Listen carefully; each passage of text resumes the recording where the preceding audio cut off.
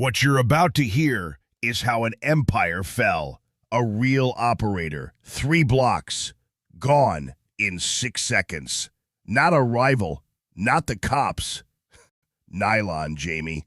A water-resistant finish. Stay with me.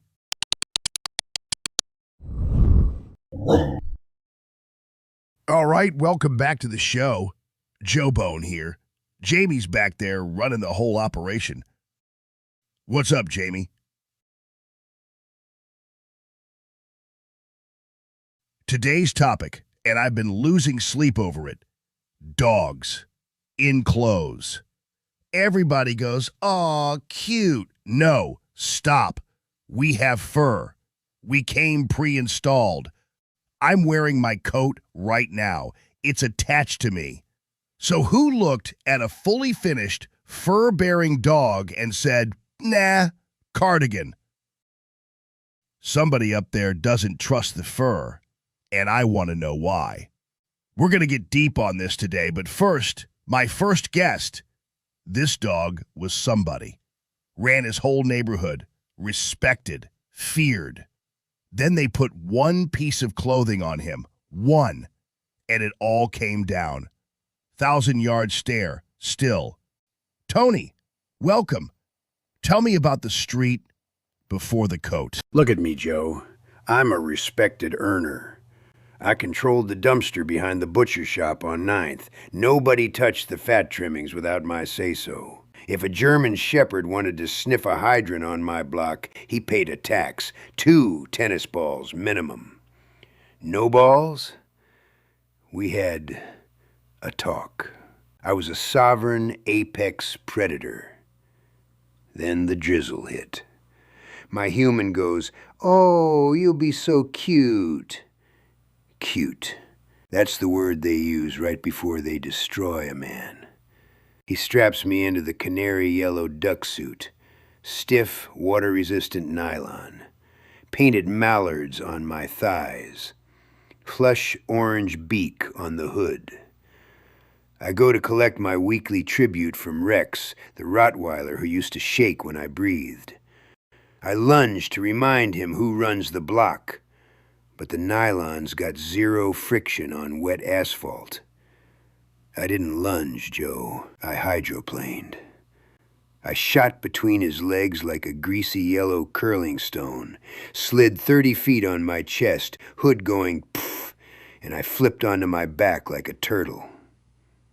Rex didn't even fight. He just grabbed the plush bill and used me as a squeaky toy. My soldiers, 2 Yorkies, saw it. Didn't even step in. Just walked away and started taking orders from a Bichon Frise named Pierre. My empire, gone in 6 seconds. All because of a water-resistant finish. 6 seconds. Whole empire, gone because of a water-resistant finish. Jamie, that's heavy. But not everybody sees the coat as a tragedy, right? Some dogs are fully leaning in. We got someone on the line, opposite energy from Tony. Lives in the clothes, loves the clothes, says the clothes are the point. Joining us on video, Chantel. Chantel, you there? Let's be honest, Joe. Going around naked is for wild animals. The kind still catching stuff in the dirt with their mouth. High fashion is how the rest of us filed for divorce from the food chain. And it starts tiny. One little outfit. One. Then your human, without even realizing, upgrades everything around you. Better spot on the sofa, then a velvet cushion, and suddenly the whole house just understands. We don't fly economy, because clothes were never about the weather outside, sweetie. It's about the weather you require. It starts with a scarf, then it's warm the car up, then it's I don't put a paw on asphalt unless it's the correct temperature. At that point, Joe, that's not an outfit, that's a lifestyle. The right wardrobe turns sit into a staff meeting. Humans are simple. Naked, they see a beast that eats dry kibble and drinks off the floor. But put that same dog in a turtleneck and one tasteful accessory, and suddenly it has clearances. A bow isn't decoration, darling. A bow is an entry ticket. You hear this, Joe? She thinks the coat is the dog. Listen to me. My line guarded Chinese emperors, 3,500 years. We didn't wear the palace, we ran it. Real power comes up through the ground, through the dirt, through the paws. If your whole act collapses the second you take off a cardigan, congratulations. You already lost. My wardrobe tells a stranger 3 things. I have connections, I have a lawyer, and I can sneeze on a $3,000 sofa and get a written apology. Doors open, rules bend. It's no animals, right up until I walk in looking expensive, and suddenly it's, well, perhaps we can come to an arrangement. Why would I rely on primitive fur when a custom wool blend gets me marble beef, hand-fed, in bed? Naked isn't noble, Joe. Naked is a resume gap. High fashion is a formal statement that you've successfully enslaved the human race. And the sidewalk, don't. Bare paws on public concrete is surrender. That pavement is soaked in the DNA of the uninsured. Which brings me to your little guest and his street respect. Sleeping on the floor, an actual floor, like peasants.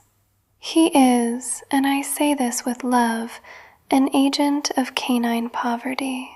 You didn't lose the block, sweetheart. You were playing the wrong game. My pastel puffer, dusted with diamonds, is a class shield. Go naked and you're one bad week away from guarding the street. So no, the coat stays on.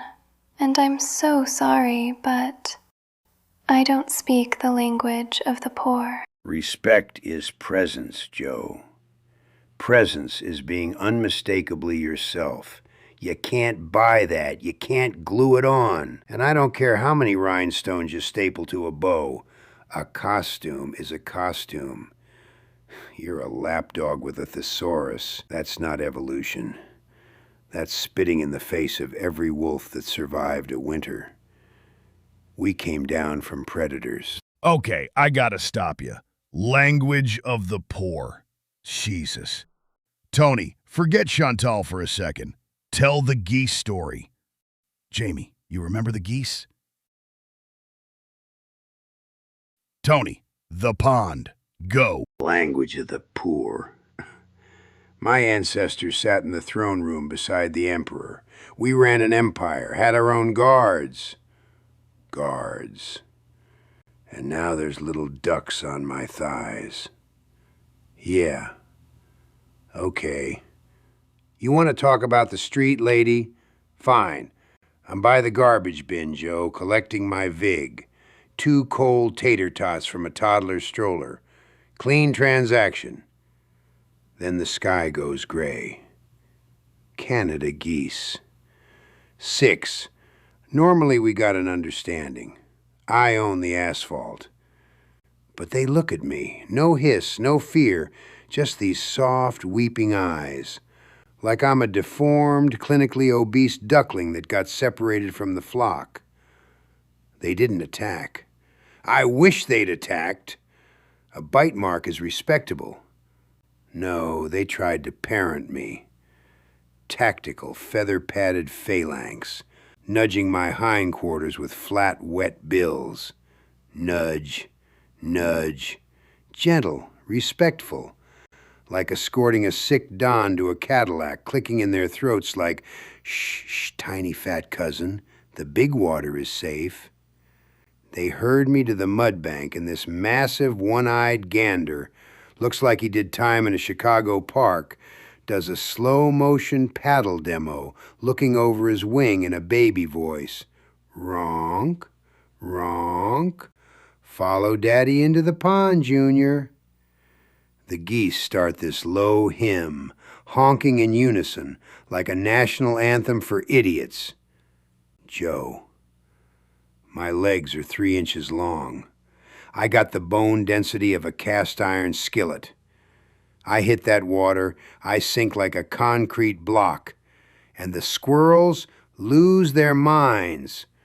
One does an impression of me on a branch, another's making fake quacks like it invented comedy, and I'm being escorted to swimming lessons I didn't ask for by birds that don't even respect gravity. They tried to teach you to swim. No, hold on. Jamie, a bite, I understand. A bite is respect. This is worse.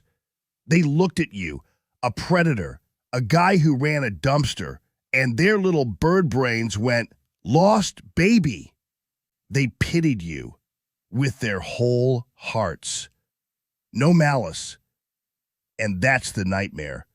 You can't fight something being nice to you. There's no move, no counter.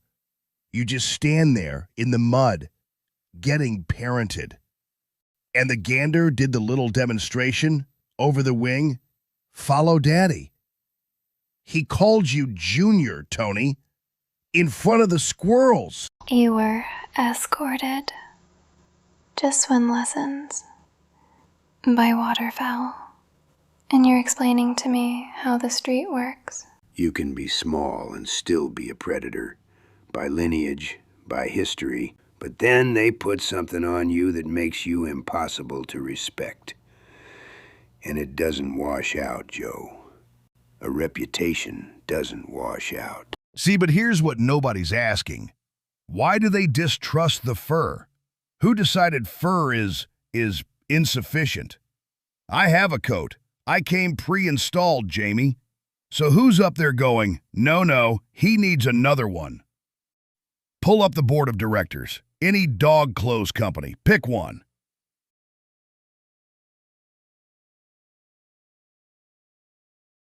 Okay, look at the table. You see it?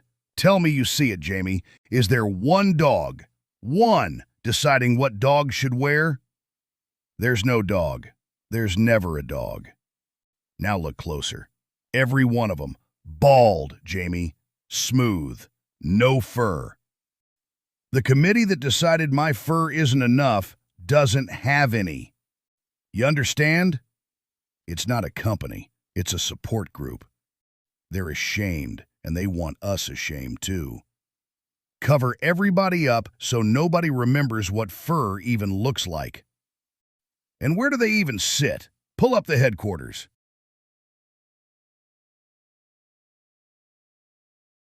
Ogden, Utah.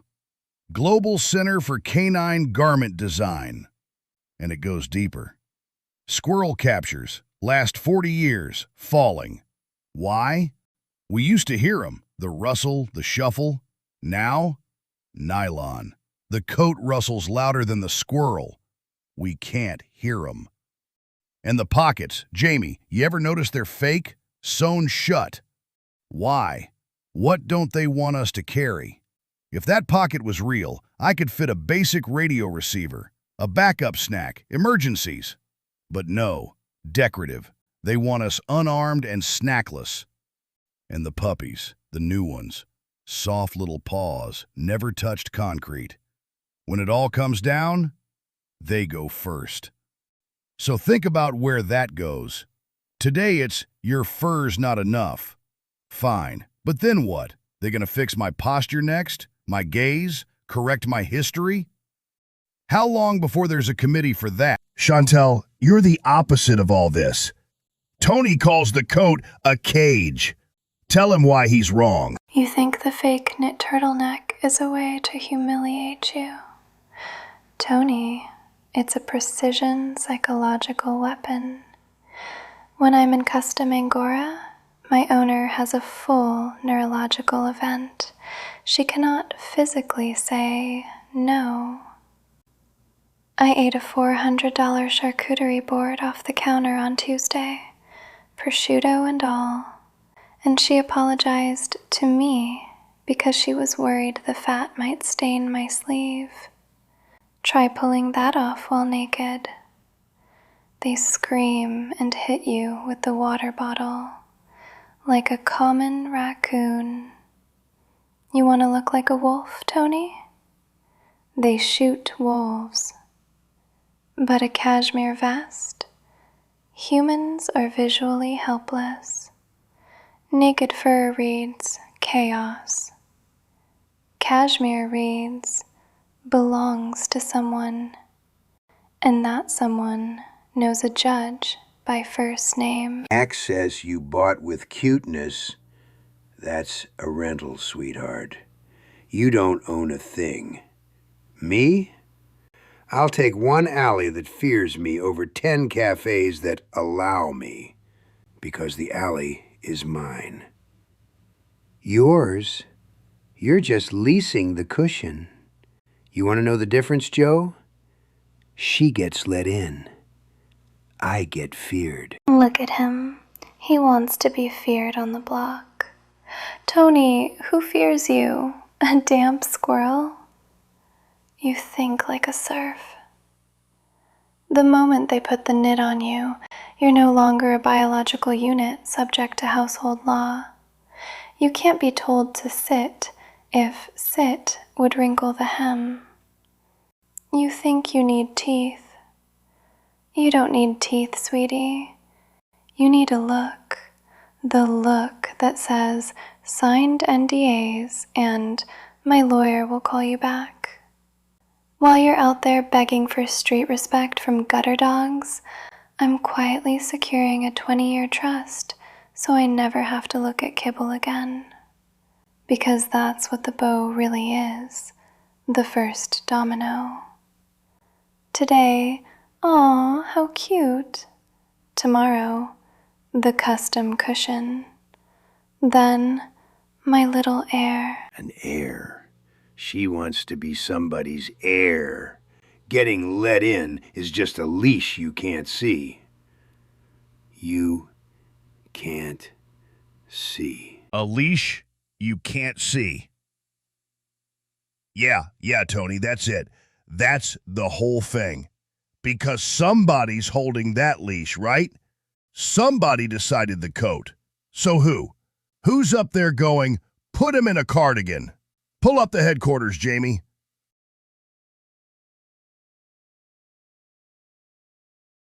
Global Center for Canine Garment Design.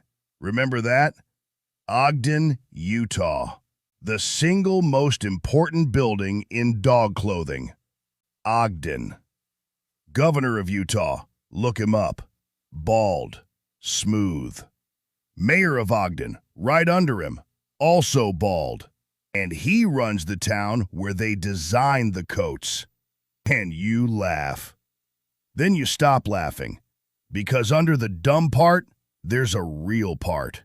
And the real part is this. We forgot what we come from. And here's what kills me. Look, that's an ancestor. My line. They dragged bulls through the mud with their teeth. This one herded sheep up a mountain in the snow. Big as a calf. Bigger. No coat. Nobody offered him a coat. And now we got Tony. In a hood. With a beak. That's a dog, Jamie. And that's us now. And you start to see the whole thing, Jamie. Fur doesn't touch air anymore. There's a coat over it. Paws don't touch ground. Booties. And we used to feel through the earth. The tremor before the earthquake. The storm 3 towns over. Gone. So I gotta ask, if we can't feel the earthquake anymore, how long before we can't feel it when our human is sad? That quiet sadness, when they don't say it, and we just know, and we put our head on their knee. So here's what I want you to do. Not me, you. Go outside. Find a dog in clothes. Get down low. Look him right in the eye. And ask yourself one question. Is he still grieving what he lost? Or did he already make peace with it? Because those are two very different dogs, Jamie, and one of them already gave up. Count that.